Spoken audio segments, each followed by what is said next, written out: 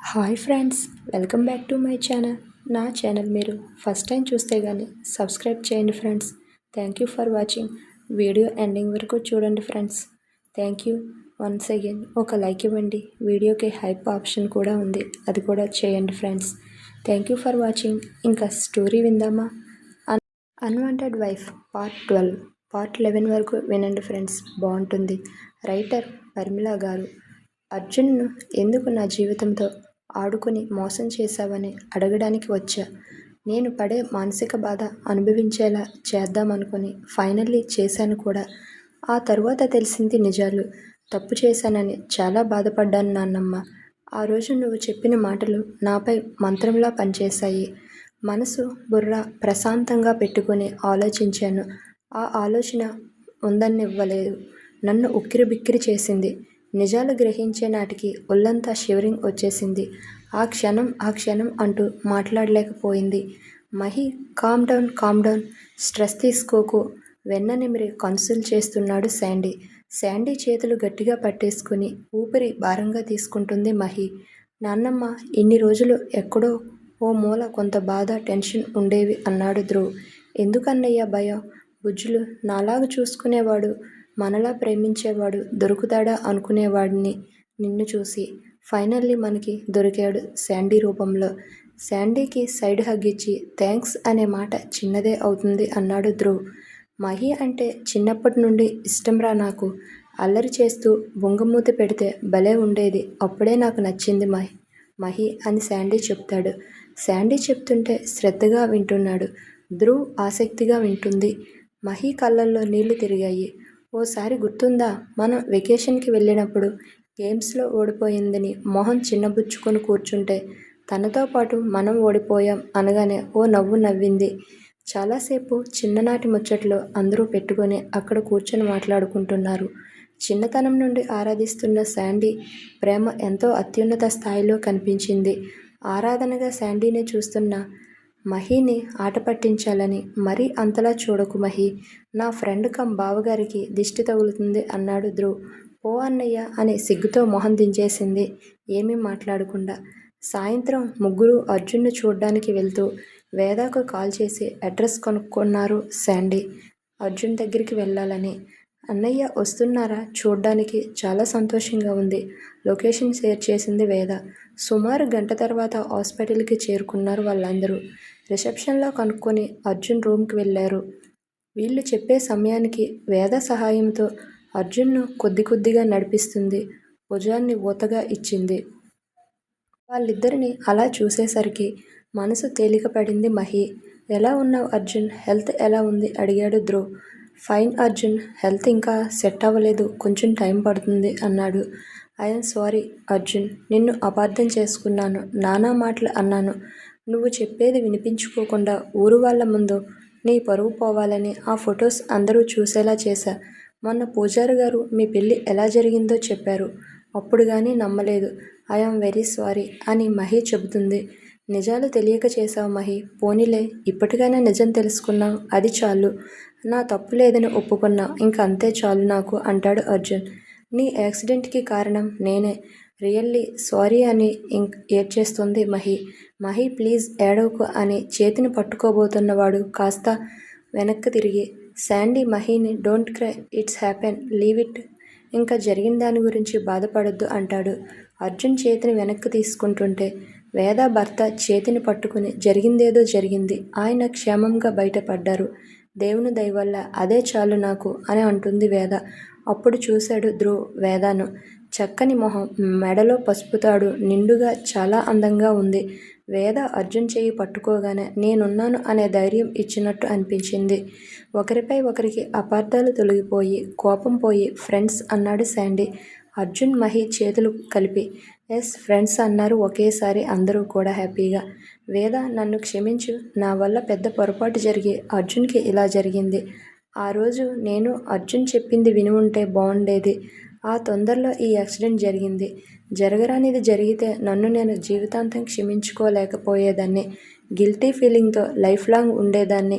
పోనీలేండి అక్క, ఏది జరిగినా మంచికే అనుకోవాలి. ఆ దేవుడు వేసిన మా బంధాన్ని బలపరచడానికి ఇదొక సంకేతం అనుకుంటా.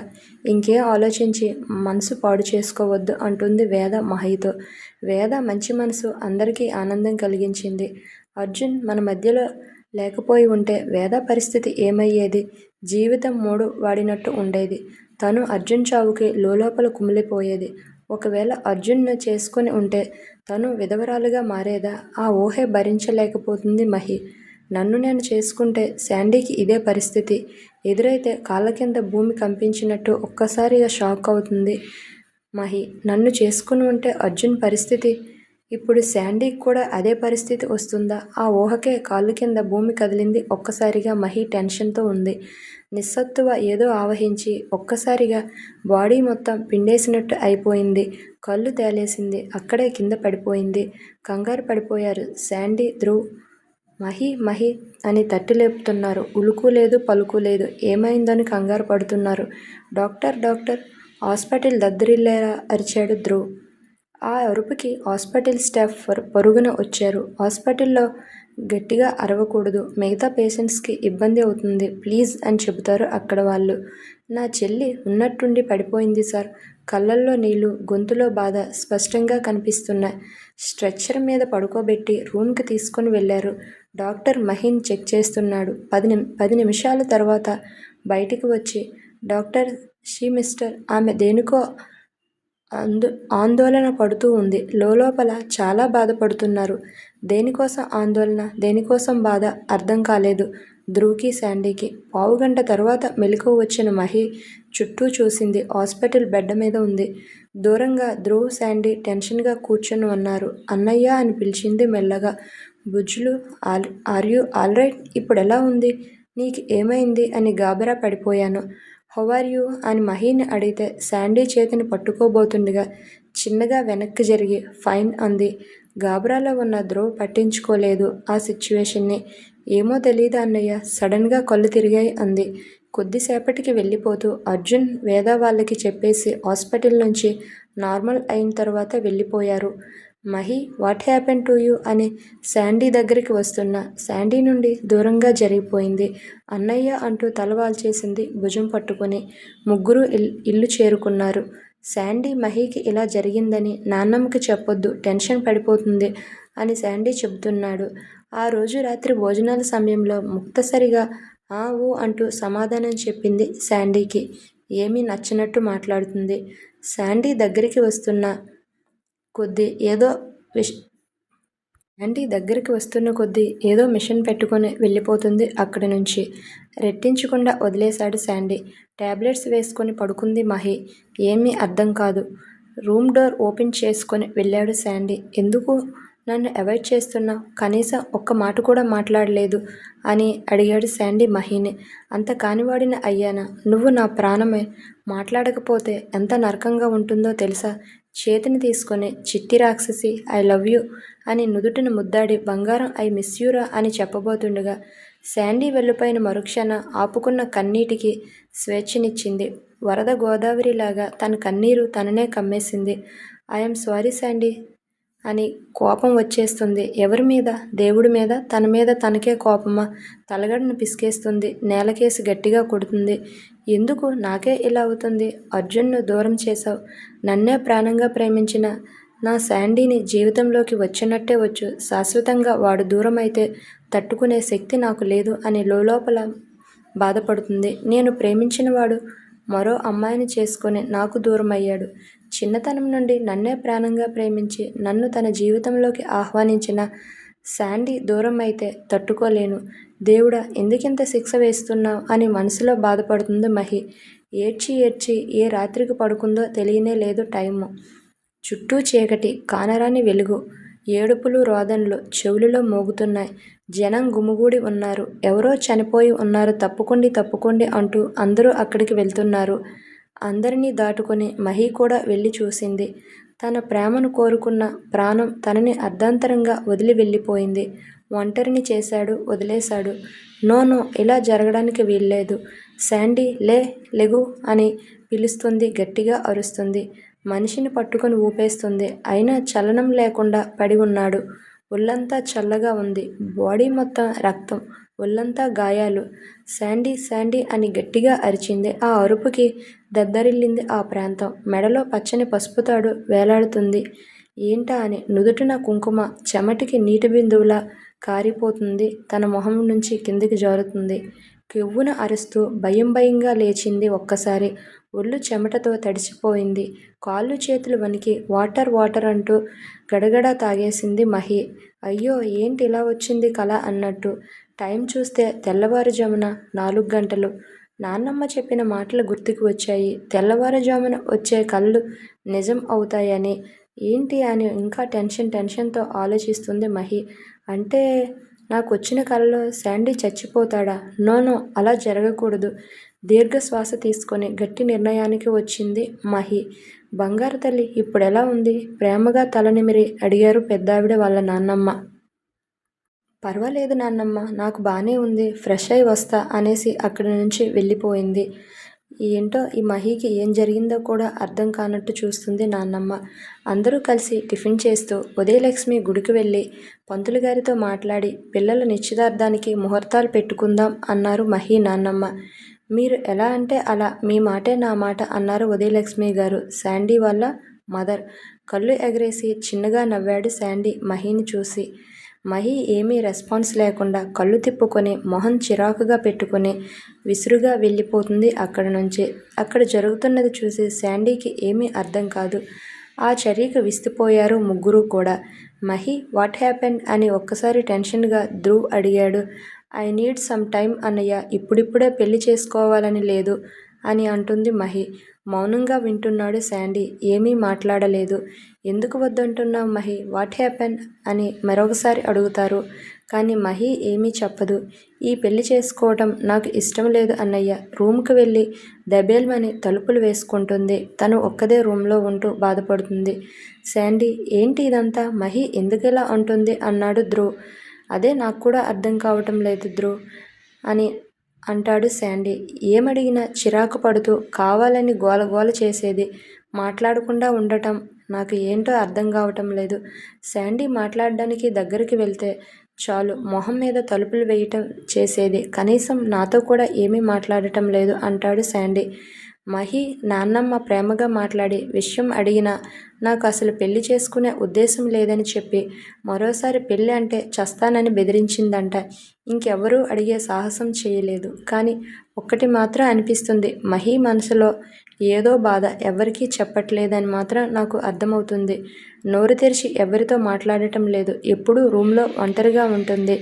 ఎవరితో ఏమీ చెప్పడం లేదు. తన మనసులో ఏముందో ఎట్లా తెలుస్తుంది అని అనుకుంటారు. ముక్తసరిగా మాట్లాడుతుంది. అవసరాన్ని బట్టి తినడానికి రావటం, ఎవరైనా పలకరిస్తారు ఏమో అని గబగబా తినేసి రూమ్కి వెళ్ళిపోతుంది. ముభావంగా ఏమీ మాట్లాడినట్టు. చూస్తూ వారం రోజులు అలానే గడిచిపోయాయి వాళ్ళింటిలో. మెడిసిన్ ప్రభావంతో కొంచెం కోలుకుంటూ ఉన్నాడు అర్జున్.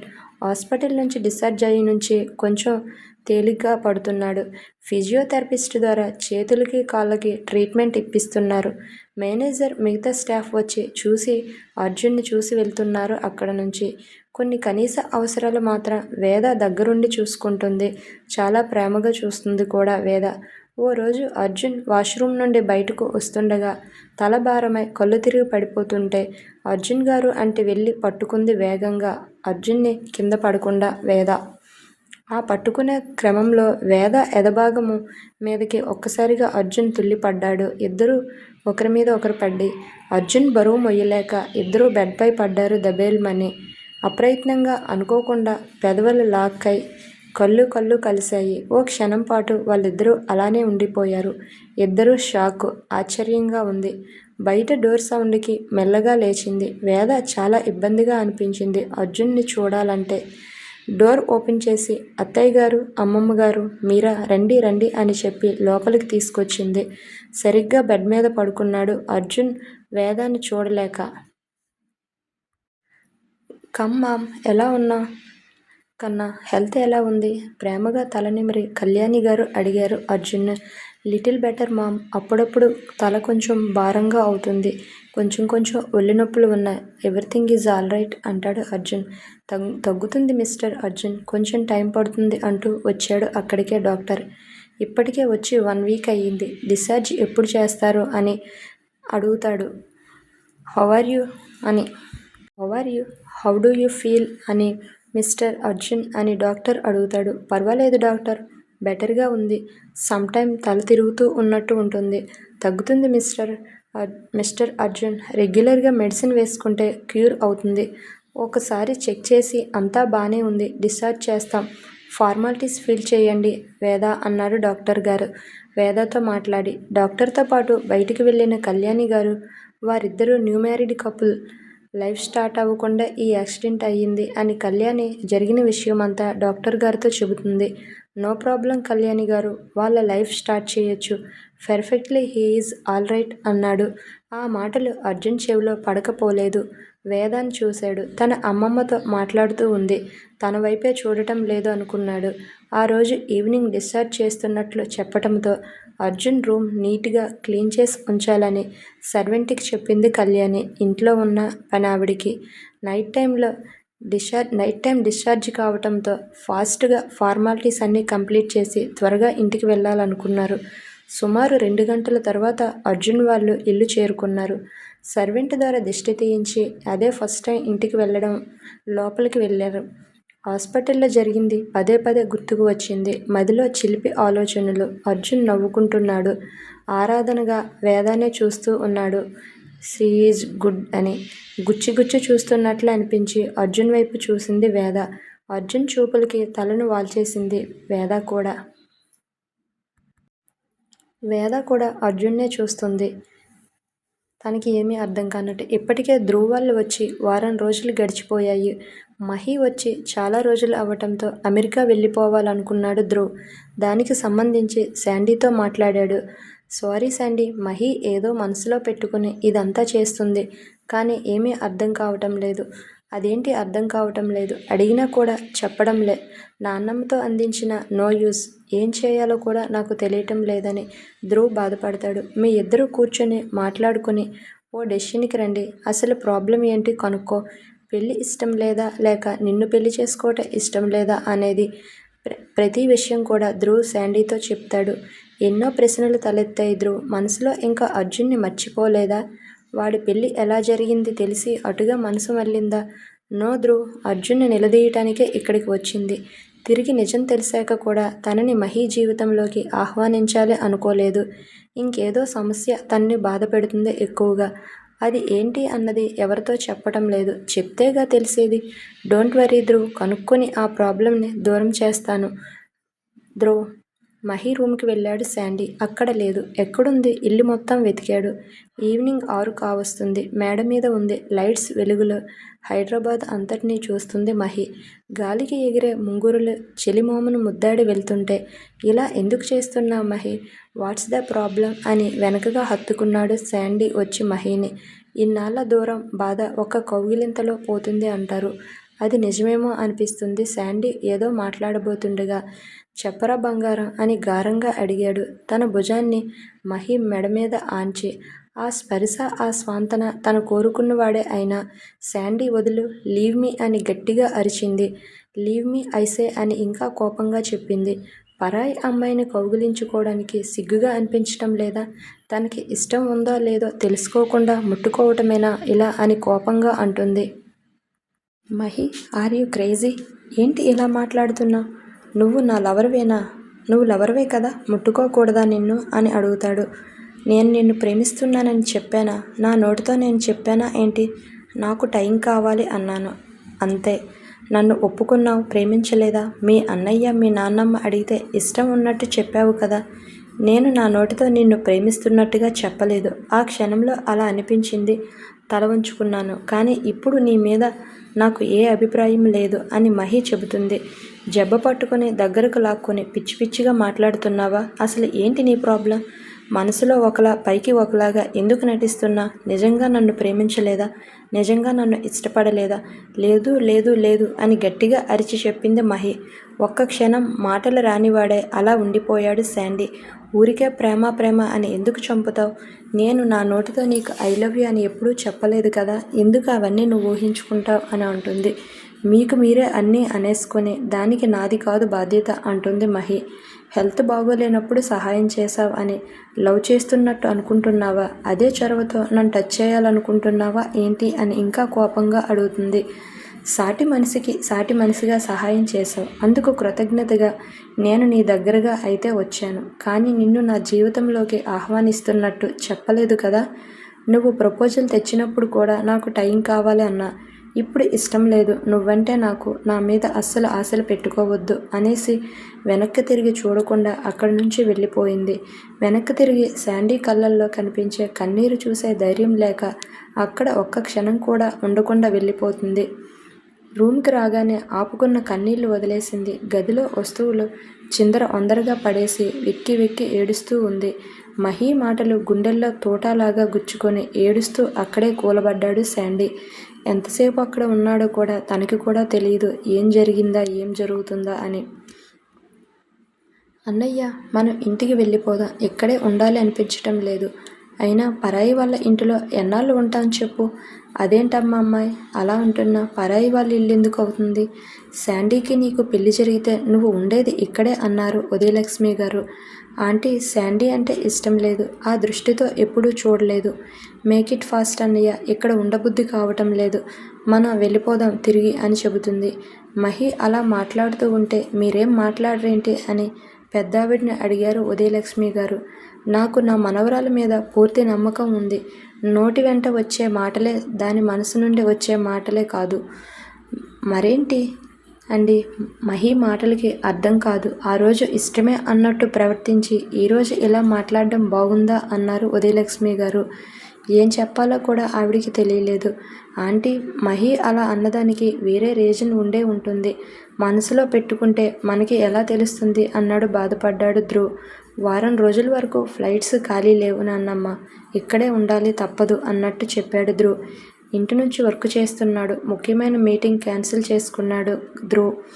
గదిలో ఒంటరిగా కూర్చున్న మహి వేల ఆలోచనలు నడుము తన చుట్టూ అలాగ కదులుతూ ఉన్నాయి. మహి, నీ ప్రవర్తన నాకే నచ్చటం లేదు.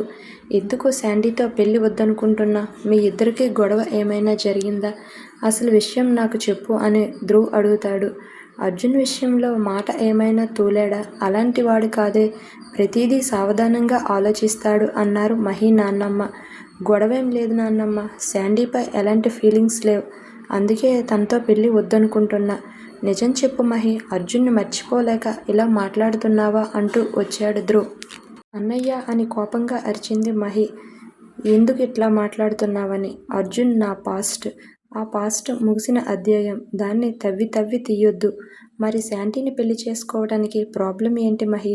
నిన్ను ఎంతో ప్రేమించాడు, ఆరాధిస్తున్నాడు కూడా. వాడు అంత మంచివాడు దొరకడం కష్టం కూడా.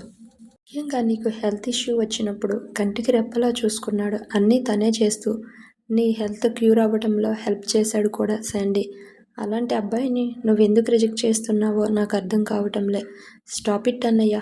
ఏదో మానవత్వం అంటారే అలా చేశాడు. దానికి ఏదో గొప్ప పని చేసినట్టు చెప్తావేంటి అని విసుక్కుంటుంది మహి.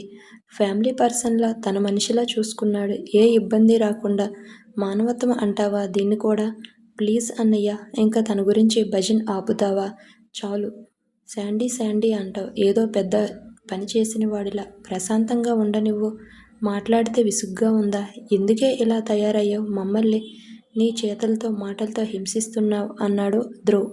నన్ను కాసేపు కూడా ప్రశాంతంగా ఒంటరిగా వీళ్ళు ఉండనివ్వరు. విసుక్కుంటూ తలుపు తీసుకుని రూమ్ నుండి బయటికి వెళ్ళేసరికి ఎదురుగా శాండీ ఉన్నాడు.